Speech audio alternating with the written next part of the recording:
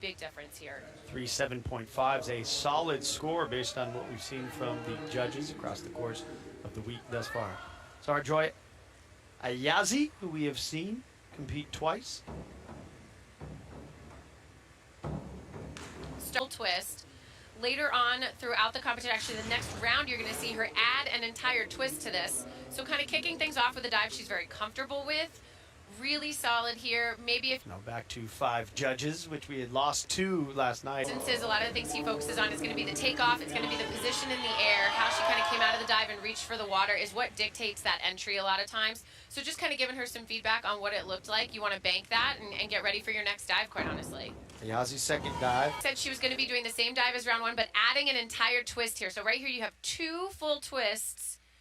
Reaches for the water. Just doesn't quite get her body tight enough when she hits. 2 5.5s and a 6.44.2. Ayazi forward 2.5 somersault pike.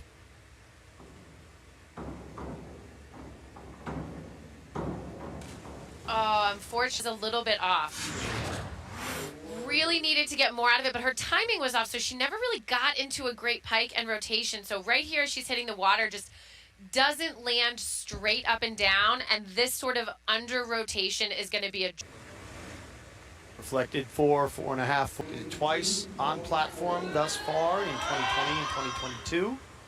So figure to see her in that competition tomorrow as Ayazi, a 403B. Maybe from some of the other divers, we've seen a little bit more height in this dive, but the distance is perfect. She's standing up over her toes. Nobody wants to be too close to the dive. In 7.5, 7.5, probably her best dive so to kind of keep her in striking distance. Yeah, this one really wide open. We talked about 3 Olympians coming into this, Schnell and her prowess, but she's left the door open. Bridget O'Neill has been the steadiest, reason why she's leading the... A little bit short. You see her coach there, probably going to give her a little bit of critique in terms of not just on this takeoff and kind of really getting the speed and momentum, but she came out of that pike a hair too early. Going to be landing perfectly vertical. Ayazi will close out her day with a 303B.